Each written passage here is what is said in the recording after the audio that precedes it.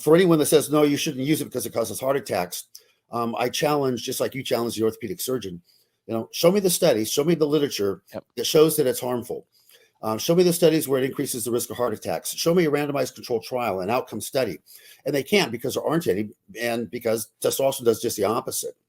But the problem is that when there's one or two studies, and the studies, as you well know, are the Finkel and the vegan study, which are very flawed studies, but they got published, and the various medical societies challenged PLOS One and JAMA to retract those papers that were flawed. They didn't, because it would be egg on their face that, we actually published a study that was not true, that was of bad quality. And so they let the study up, but everyone wants to hang their hat on those two studies, and they will reject the hundreds of other randomized controlled trials of tremendous grade A quality.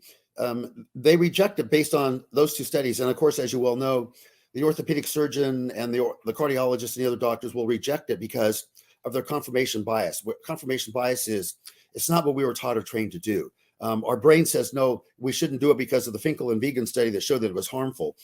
Well, those two studies are so flawed, and they're really not outcome studies or randomized controlled trials.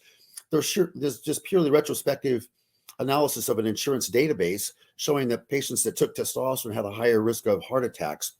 But the statistical analysis that they use has been very flawed. It's been determined that those studies should be trashed. They should be withdrawn. But everyone wants to hang their hat on those two studies because they were negative. And that's our confirmation bias against the use of testosterone. And because those two studies showed that it was harmful, which every study shows that it's not, it's beneficial and protective. Because those two studies showed that, the FDA then says, we are obliged to notify doctors and the public by putting a black box warning on testosterone that's in the PDR.